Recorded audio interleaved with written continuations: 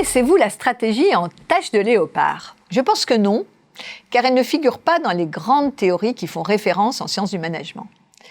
Elle n'est peut-être pas référencée, mais elle existe. Et elle peut être une très belle aide pour avancer dans certains contextes. Regardons cela de plus près et considérons qu'il s'agit d'une approche pragmatique qui vaut le coup d'être identifiée, nommée, pour ensuite être testée. Qui pratique la stratégie en tâche de léopard ? Le meilleur exemple sont les entreprises de téléphonie mobile. Regardons la carte de France de la couverture de leur réseau.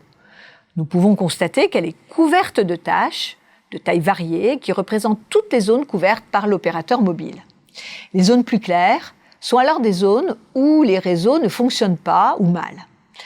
L'objectif est de multiplier ces tâches, de les agrandir jusqu'à ce qu'elles couvrent de façon optimale l'ensemble du territoire. La couverture reste en tâche quand on estime que le coût pour la couverture des zones interstitielles est trop supérieur aux bénéfices acquis.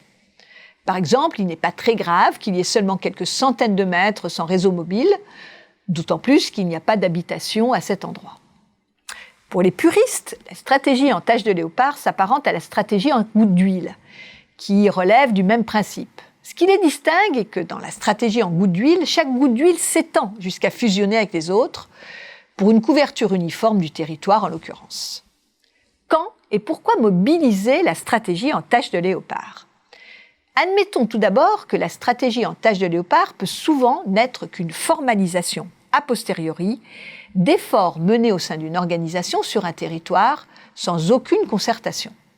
Chacun se mobilise sur un sujet donné qui lui semble important, sans qu'il y ait jonction avec les autres acteurs qui œuvrent au même sujet. Ce peut être aussi le fruit d'actions qui n'ont pu aboutir, faute de temps ou faute d'argent. Par contre, si on ne part pas du constat, mais bien d'une intention, on peut en faire de cet ensemble d'actions inabouties et désordonnées une véritable réflexion stratégique. Imaginons une situation en entreprise. Compte tenu d'un contexte particulièrement difficile, la déprime post-Covid-19 par exemple, reprise oblige.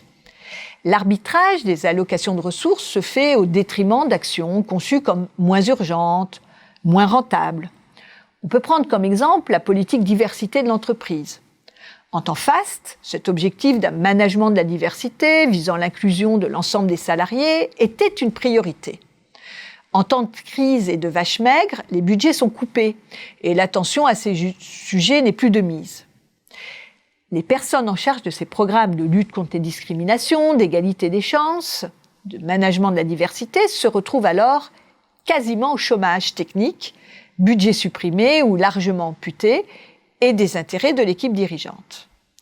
Les belles actions comme la labellisation diversité, le déploiement du plan de formation, la campagne de communication, la série de conférences sont à l'eau ou reportées sine die. C'est frustrant. Et cette suspension risque de faire sombrer complètement le projet en eau profonde. C'est là où la stratégie en tâche de léopard peut avoir tout son intérêt. Il faut alors réactiver tous les petits feux qui sont cachés sous la cendre, susciter des dizaines de petites actions, de petits gestes, sur la base du volontariat, quel que soit l'endroit de l'entreprise.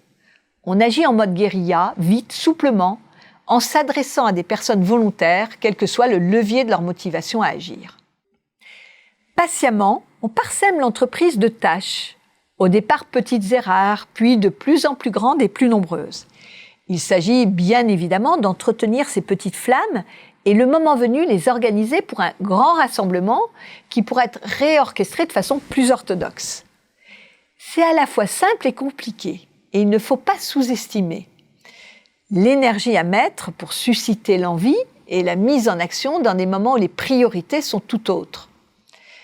L'aspect disparate et hétéroclite de ces actions menées à l'initiative du terrain, sans véritable moyen qui plus est. La difficulté du rassemblement le moment venu. Deux types de réactions peuvent y faire obstacle. L'envie de continuer en franc-tireur, car c'est plus excitant, et la crainte de la récupération.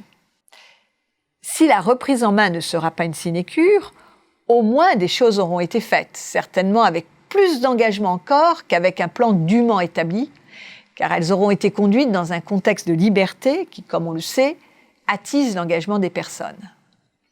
L'action en tâche de léopard, une pratique relevant souvent du pur pragmatisme, mais qui, réflexion faite, peut devenir un levier d'action quand les raisonnements classiques et bien pensés ont trouvé leurs limites.